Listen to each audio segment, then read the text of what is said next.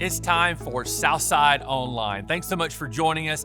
My name is Chris, and maybe you're brand new. We want you to know we are so glad you're here. We're grateful that you've joined us today. So you can, at the end of the service, go to southside.org/new. And we would love to send you a gift just for joining us today. You know, we've been talking about now more than ever, community groups. If you're wondering, what is a community group? Well, it's 8 to 12 people who live in the same area of town, maybe are in the same season of life. We've got married groups, single groups, and it's an opportunity for us to get together and to grow in our relationship with God. And so if you're a guy, you're like me, it can be difficult to get into a group, to open up a little bit more than maybe we're used to, but I want you to know it is not that intimidating. As a matter of fact, I want to give you a little bit of a glimpse into what my community group looks like. We're meeting on Zoom right now, so take a look. So thanks for being a part of this. And if y'all want to give a wave or a thumbs up to everybody watching right now online. And yeah, so guys, you know, it's hard as a guy to get into a small group to maybe talk about things you're not used to talking about, or, you know, just to open up at times. But, you know, we need this, and we all in this group would agree that we need, you know, groups now more than ever because of just the difficulties we've gone through and the squeezes that have been put on us in our circumstances. So, but yeah, I would love to hear from you guys just why small groups important to you. So whoever wants to share. Tim, maybe you go first since you're our fearless leader. I get to start the Zoom call. That makes me the leader. So there you go. So no, listen, it's important. It's great, especially during, you know, this past season of having somebody that you can look forward to every week, just to see their face, have a conversation, you see how their wife and kids, their businesses are doing. It just it kind of reduces that social anxiety, that social isolation, and then again, as Christian brothers, to be able to pray for each other. And in our group, we've been around for a little while, so we text each other during the week. We're doing some Bible studies together through the Bible app. So it's just that fellowship. You just can't put a price on it, especially during times like this. That's huge. It is. It's really all about the connection, you know, and all of us are kind of going through the same stages in life with you know, spouses and kids, and, you know, just to share those experiences, whether it's personal or business. It's just nice to have that connection with everybody. Great. I would use the word encouragement. I mean, it's just it's looking forward every week to come. You're around a group of positive people, and getting the encouragement to you know, make it another week, make it another day, pray for each other, pray for problems in the world. Every once in a while, things will happen in one of our lives, and then there'll just be this text go out, and then everybody's praying for that guy or that situation or that family situation. This is a way not to be isolated. Really, it gives us a place to you know, to go, that you're not in your own little bunker. You know, you're in a safe place, but doesn't feel like a bunker. You're kind of just open, and things are, you know, you can talk about anything. Yeah, knowing just that there's a group of Christian brothers who are there for me, and just this community is important to me. Love it. That's fantastic, you guys. I'm so glad that we've got these groups that are smaller, because we don't know a lot of times those that we're going to be sitting by in church or sitting 6 feet away from, for that matter. So, you know, it's always good to have a smaller group of people either that we're volunteering with or in small group and doing life together and being able to go through the highs and lows of life. So thanks so much for sharing, you guys. See, guys, that wasn't so bad. Groups are amazing. So if you're out there, if you're single, you're married, we would love to help you get into a community group. So very simple, just go to our website, southside.org/groups. Registration is now open. And I just want you to know, if you don't see a group on there that's quite the fit for you, please let us know. Our staff are working around the clock to make it as easy as possible for you to get into a group that's perfect for you. And here's the thing. You only have to be in a group for 3 months. Just try it. It's just literally 10 to 12 weeks that you'll get together with another group of people that you can get to know, or maybe there's already a group of people that you do know that you want to form together. Let us know. But we want to do all that we can to help you experience a growing relationship with Jesus Christ through a community group. Well, right now, we're going to hear a message from our teaching pastor, Andy Stanley, in this series that we've been in called Better Decisions, Fewer Regrets. But before we do, we're going to sing some songs together.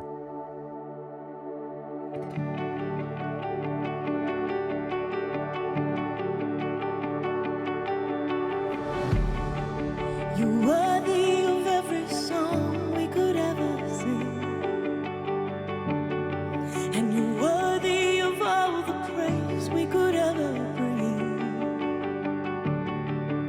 Worthy of every breath we could ever breathe, we live for you.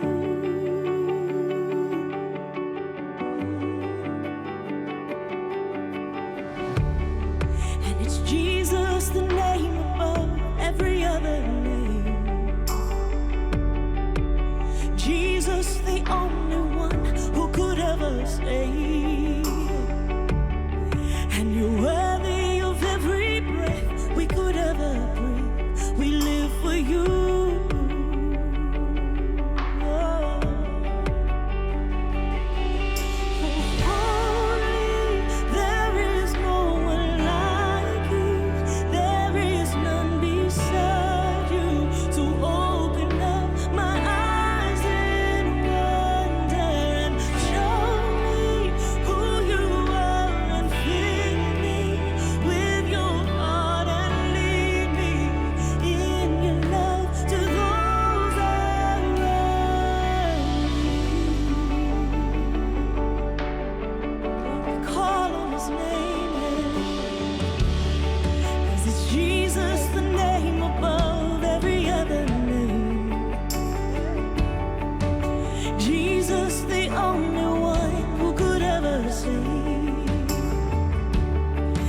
You're worthy of every breath we could ever breathe. We live for you. We live for you. Holy, there is no one like you. There is none beside you. So open up my eyes in wonder and show me who you are and fill me with your heart and lead me in your love to those around me. You're holy, there is no one like you. There is none beside you. So open up my eyes in wonder and show me who you are and fill me with your heart and lead me in your love to those around me. Lead us in your love. So I will build my life upon your love.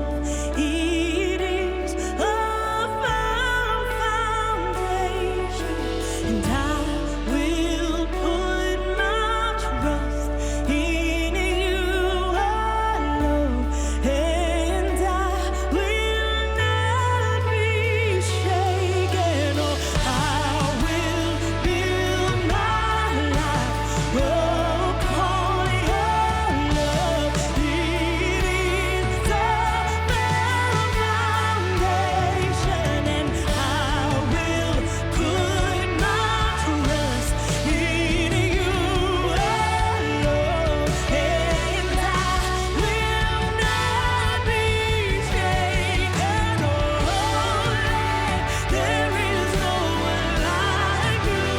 There is none beside you. So open up my eyes in wonder, Lord. Show me who you are and fill me with your heart. Please lead me in your love to love. We're gonna build. I will build my life upon your love. It is yes, I know it. Yes, I know it. I will put my trust in you alone, and I will not be shaken.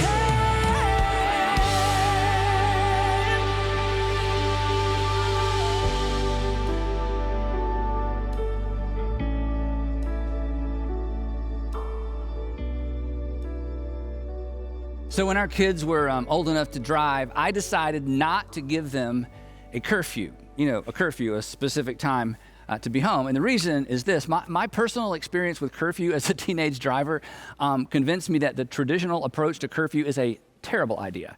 At 16 years old, curfew transformed me into an overly aggressive weekend driver. Now, on weekdays, I was fine, but on Friday and Saturday nights, not so much. And you know why? Because on Friday and Saturday nights, I found myself suffering from 5-minute syndrome. The 5-minute syndrome, you know what this is?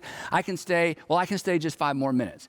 And then 5 minutes later, I can just stay 5 minutes. I've got 5 more minutes. And before long, I had to be home in, you guessed it, actually, maybe you remember it. I had to be home in 5 minutes. I had to be home in 5 minutes, regardless of how many minutes it would actually take me to get home, which explains my overly aggressive weekend driving. So when my kids started driving, I didn't tell them what time to be home. I told them what time to leave for home. And thanks to cell technology, I knew if they left on time. Now, you have experienced some version of this curfew dynamic as an adult, where your margin for error got gobbled up with just 5 more minutes thinking, whether it was one more drink, one more business trip, one more sleeve of cookies, one more pair of shoes, one more swipe of the credit card. Whatever it is, the outcome is usually the same. And here's where the math begins to fall apart. One more rarely adds anything. When it comes to 5-minute thinking, 5 more minute thinking, one more rarely adds anything. In fact, worse, it usually subtracts. One more actually results in less, oftentimes, of what we value the most, right? And while it's been a while since curfew dictated your driving habits, your current driving habits, in fact, are influenced by a similar dynamic. Unless you are a very unusual driver, you drive either at or slightly above the posted speed limit, right? And while most of us feel little to no guilt driving faster than the posted speed limit, none of us want to get pulled over. So what do? Well, we choose the speed that we're convinced allows us to break the law while avoiding an encounter with the law. And my point, whether it's curfew, diet, driving, spending, our natural inclination, you know this, our natural inclination is to live as close to the line as possible. Which line? Well, the line between legal and illegal, the line between responsible and irresponsible, the line between moral and immoral, the line between ethical and unethical, the line between I'm still in control and I need help. And it's just human nature. It's human nature to snuggle up to the edge of irresponsibility, disaster, embarrassment, and to stay there as long as possible.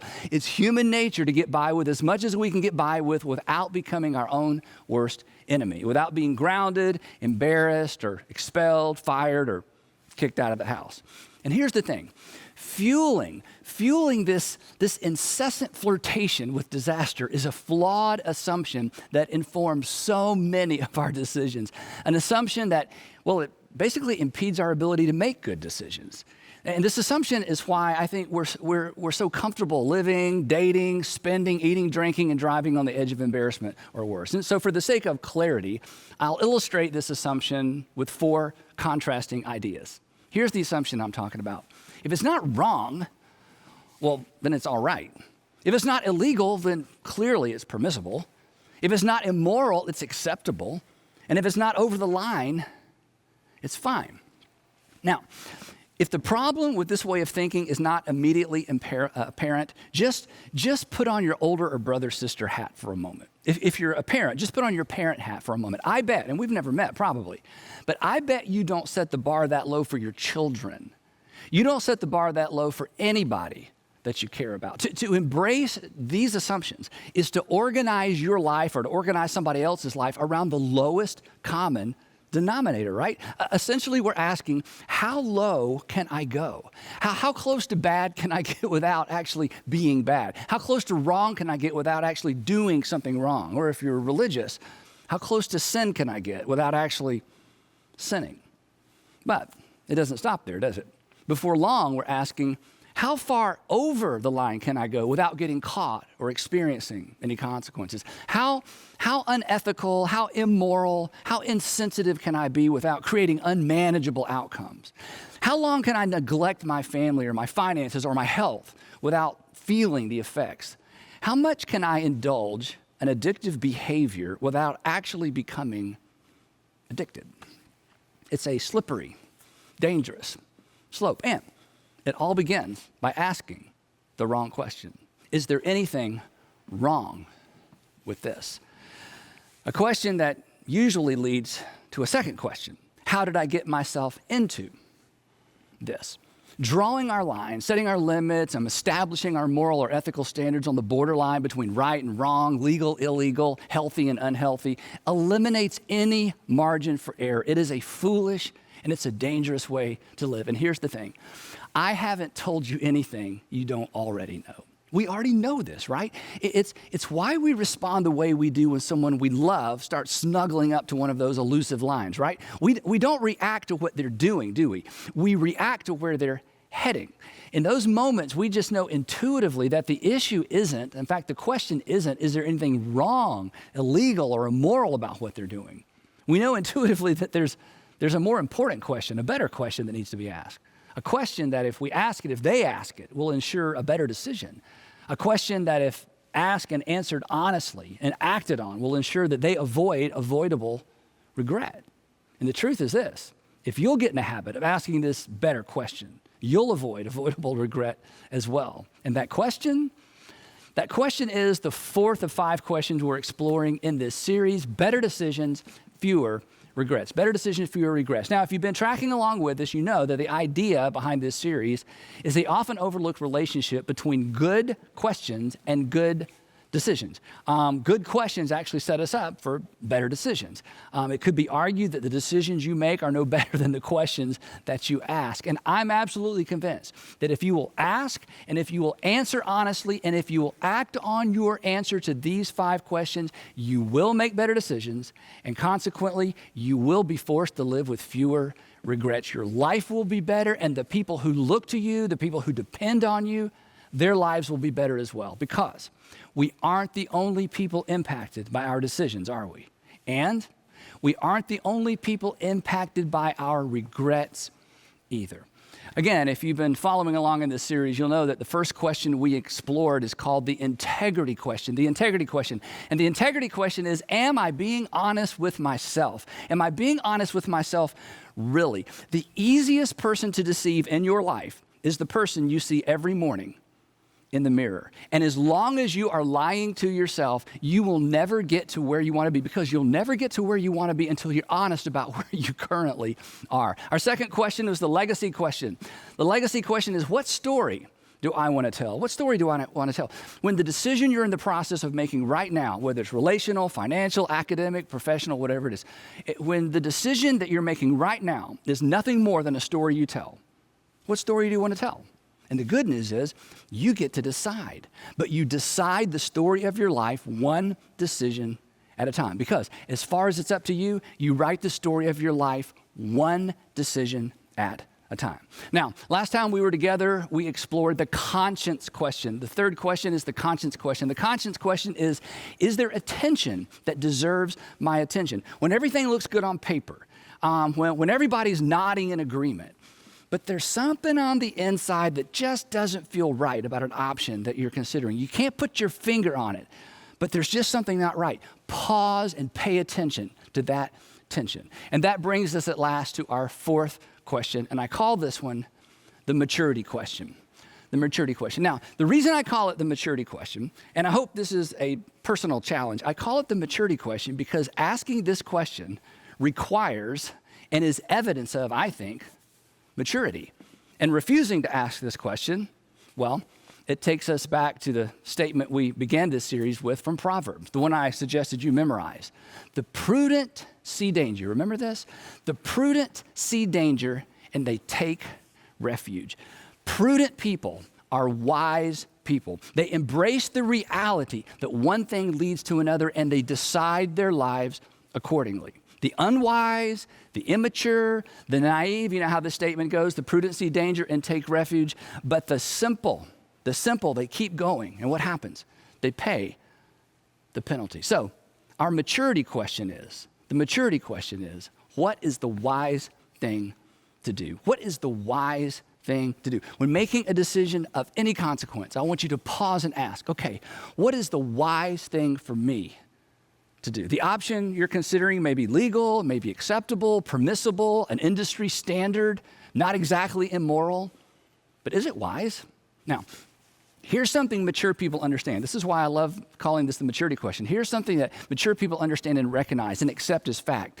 A decision, don't miss this, a decision can be both not wrong and unwise at the same time. A decision or an option you're exploring can be not wrong, it's not wrong, but it can be not wrong and unwise at the same time. Let me explain this. Isn't it true, and I hate to bring this up, but isn't it true that your greatest regret, and when I say greatest regret, I'm talking about that moment of regret, the moment that you would give almost anything to be able to go back and relive or undo, the decision you would like to be able to go back and unmake, the tipping point, the point of no return. That moment, isn't it true that your greatest regret was preceded by a series of unwise decisions? They weren't wrong, they weren't illegal, they weren't necessarily immoral, but looking back, they were terribly, terribly unwise. And that series of unwise decisions paved the way, think about it, paved the way to the moment in time you've regretted ever since. So, to avoid 5 more minute syndrome, to create moral and ethical and financial margin, ask of every invitation, every opportunity, every option that comes your way, what is the wise thing for me to do? What is the wise thing for me to do? Now, the Apostle Paul spells this out for us in the letter that he wrote to Christians living in Ephesus. We call it the book of Ephesians. And here's what he writes, and he goes right to the heart of this tension that all of us live with and really that all of us wrestle with every single day. Here's what he writes. He says, be very careful then how you live. Be very careful then how you live. Not as unwise, here's our word, not as unwise, but as wise, making the most of every opportunity because the days are evil. So, while a lot has improved since the first century, apparently human nature has not. Ancient folks and us modern folks are equally prone to live carelessly and unwisely, to snuggle up to the edge of disaster and pretty much stay there as long as possible. And the Apostle Paul comes along and he says, stop it. I want you to be careful how you live. Don't be careless. This is the grid through which we are to evaluate every invitation, every opportunity that comes our way, financial, relational, professional, academic, whatever it might be. And thus our question, what is the wise thing to do? Paul continues with a bit more explanation. He says, making the most of every opportunity. Literally, in the Greek, this phrase could be translated literally redeeming or ransoming the time. Redeeming or ransoming the time. This is where the English word opportunity comes from. Don't you wish, think about this, don't you wish you could go back and reclaim or redeem all the time you wasted on bad decisions, along with all the time you had to spend making up for those bad decisions? I do. And for you, that may be just a few weeks or weekends scattered around your past, but it might be an entire season of your life. Either way, imagine having the opportunity to relive or re-spend or reallocate those days, weeks, or even years, not to mention the money. I mean, what if you had an opportunity to go back and invest that time in more productive, healthy, life-giving activities? Imagine where you'd be today. And I know this is hard. As painful as it is to think back and to look back, it's necessary in order to appreciate the invitation embedded in the Apostle Paul's words, because here's what he's doing. Paul is inviting you. Paul is inviting us to invest our time wisely from this moment forward, from this day forward. You are invited to make the most of or to redeem or to leverage your most valuable asset, your time, to invest your time in a way that actually propels you forward toward a preferred future. But he's not through. Then he tacks on this kind of odd warning. He writes, he's making the most of every opportunity because the days are evil. Evil days. What's he talking about? Well, you know this. We don't live in a morally, ethically neutral culture, do we, right? I mean, think about it. When is the last time you heard or saw or even read an ad that encouraged you to be careful, to be wise, to be self-controlled? I'm guessing maybe never. I mean, has a sales associate ever suggested you go home and think it over before making a purchase? Probably not. Which means, and this is Paul's point, this is on us. We aren't going to get much help from culture. The friends around us, maybe, but not culture. The gravitational pull of culture is what? It's now, not later. It's more, not less. This is why our fourth question, practically speaking, may in fact be the best question ever. It's why I call it the maturity question. So, in an attempt to anchor your conscience to our fourth question, I want to suggest that you ask this question from three perspectives: your past, your present, and your future. In fact, this is the version I taught my children when they were growing up, and this is the version of the question I've taught some of you before. In light of my past experience, my current circumstances, and my future hopes and dreams, what is the wise thing for me to do? In light of my past experience, my current circumstances, my future hopes and dreams, what is the wise thing for me to do? Now, I imagine you're familiar with the little quip that says, those who can't remember the past are condemned or are doomed to repeat it. You've heard that before. Well, on a personal level, it could be restated this way. Those who don't pay attention to what got them into trouble yesterday are liable to wind up in the same trouble tomorrow. It's not as catchy, but you get the point. The point being this: our past, our personal past, predisposes us to specific temptations, addictions, blind spots, just to name a few, right? Temptations, addictions, and blind spots that may not be temptations, addictions, or blind spots to anybody else. So, in light of your past experience, in light of your personal past experience, what is the wise thing for you to do? Every decision, every invitation, every opportunity that comes your way needs to be filtered through that question. I have a friend, I'll call him Steve, and Steve receives some really unsettling advice about halfway through his premarital counseling with his soon-to-be wife, Shauna. The counselor said to Steve, "Steve, in light of your family history, when you and Shauna return from your honeymoon, you need to come back and see me alone." Then it got worse. The counselor said, "I want to introduce you to another counselor who specializes in family systems." Now, like most men, I mean, I can identify with this. You know, Steve felt like he'd already gone the extra mile by attending and paying for 4 premarital sessions with his counselor. And, you know, now this.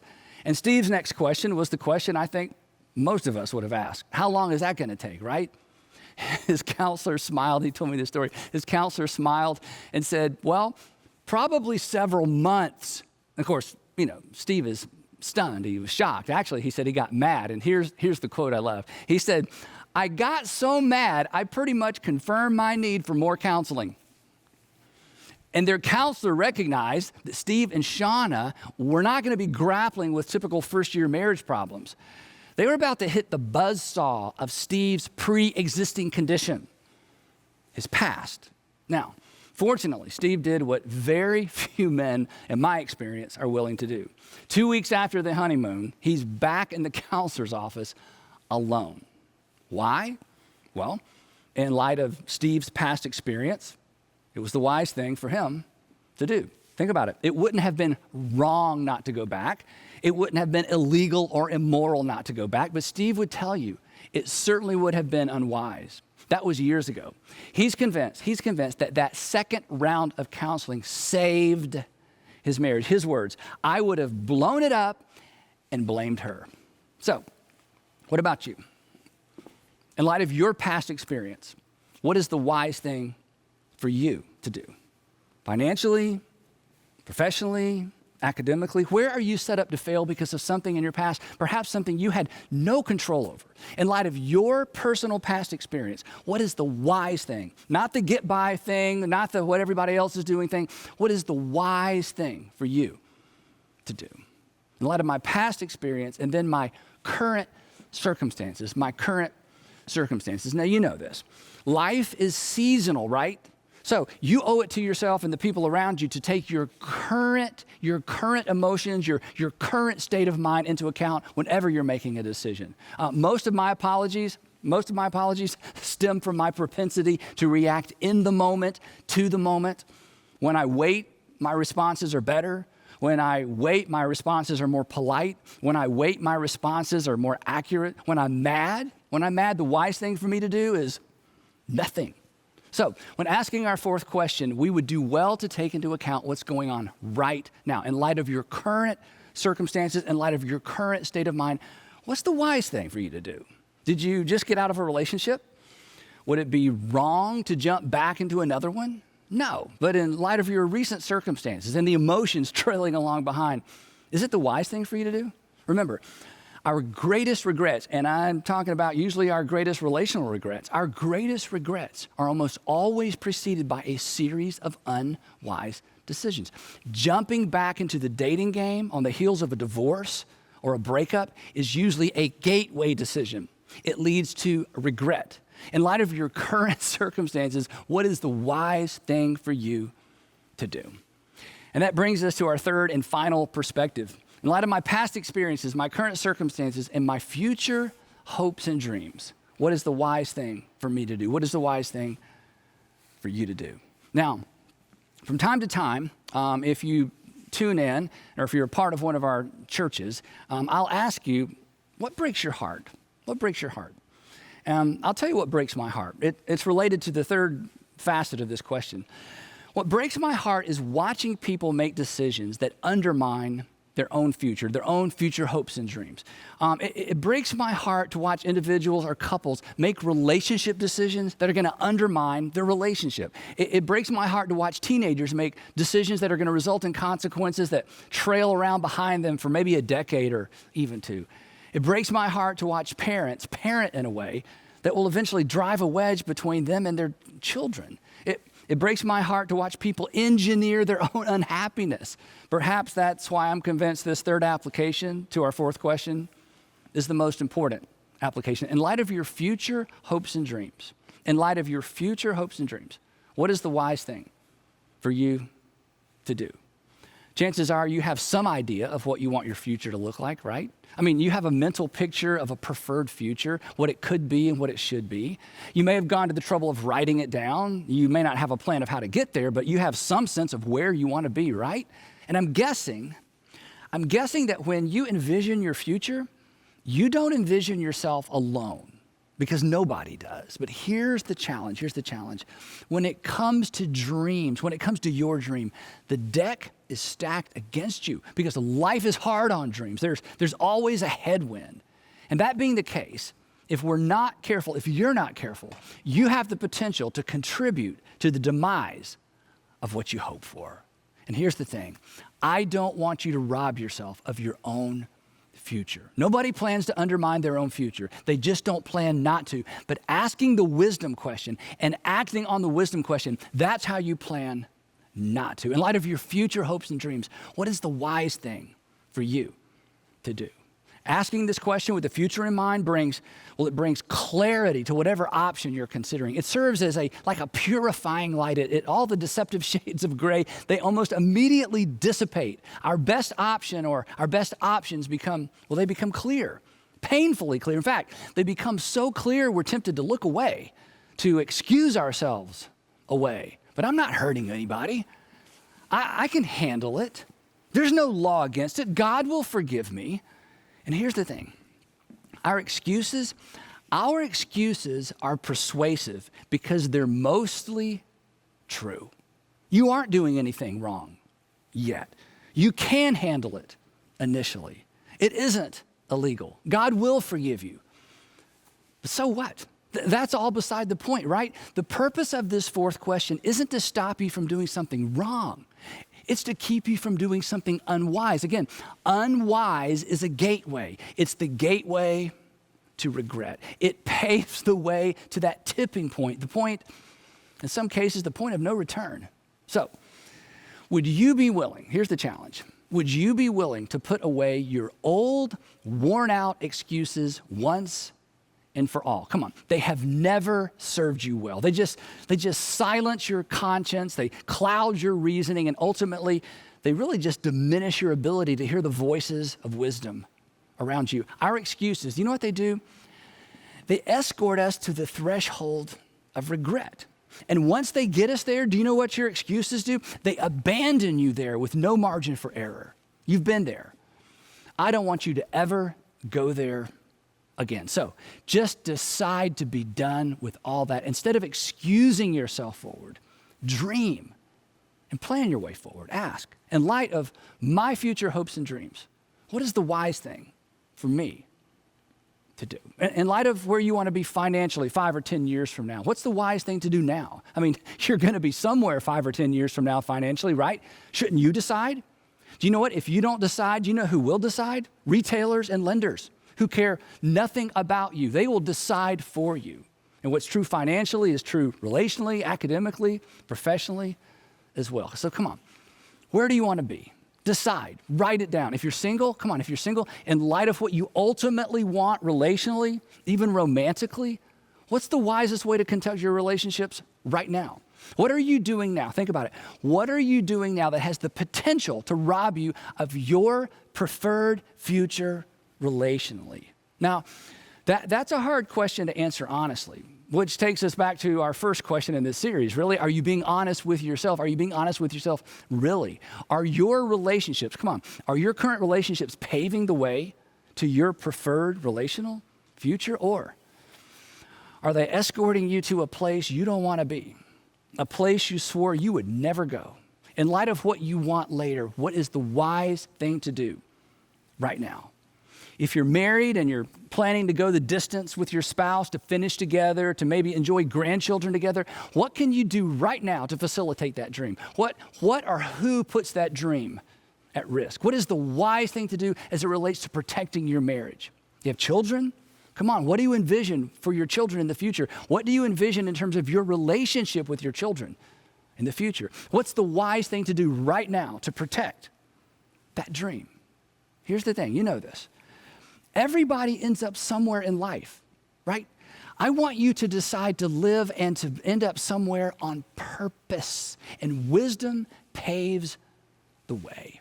Now, when teaching this question to university students or high school students, I always encourage them to commit the following little rhyme to memory. It goes like this. I wrote this many, many years ago. There's good and there's bad, but that's not my cue, but rather, what is the wise thing to do? There's good and there's bad, but that's not my cue. In other words, good and bad, that's no longer the filter through which I'm making decisions. My filter is better than that. There's good and there's bad, but that's not my cue, but rather, what is the wise thing to do?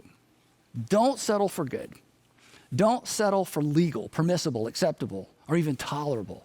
If you do, you'll eventually find yourself living dangerously close to regret. You're better than that. You deserve better than that.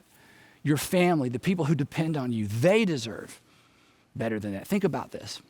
You are a unique blend. You are a unique blend of past experiences, current circumstances, and future hopes and dreams. And this question, the wisdom question, allows you to customize the decision-making process to your specific professional, financial, relational, or academic aspirations. So ask it.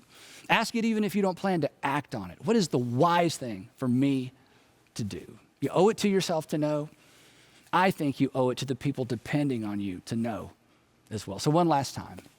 In light of your past experience, your current circumstances, and your future hopes and dreams, what is the wise thing for you to do?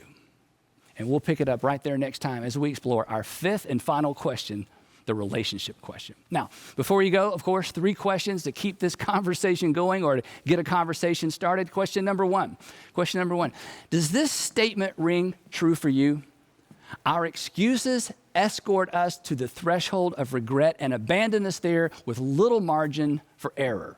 I want you to just talk about that statement. Does that ring true for you? Can you think of an example that you might even be willing to share with the people you're watching with? Number 2, when making a decision, why are we or why are you more prone to evaluate options through the filters of legal, moral, ethical, and acceptable than through the filter of wisdom?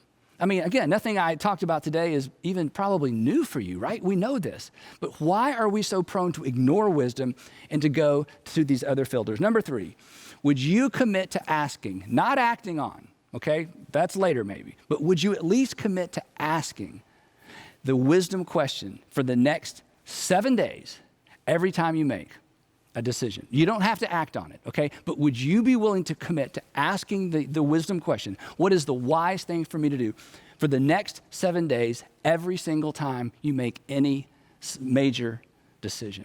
Now, I'm passionate about this because I was raised on this question. In fact, I raised my kids on this question. As many of you know, this question actually permeates our children and students' curriculum at all of our churches. We want to raise a generation of students who walk wisely because the days are evil. But, come on, the best way to ensure that the next generation gets this right is for them to see this generation get this right. So let's walk wisely. If we do, we will make better decisions, and we will certainly be left with fewer regrets.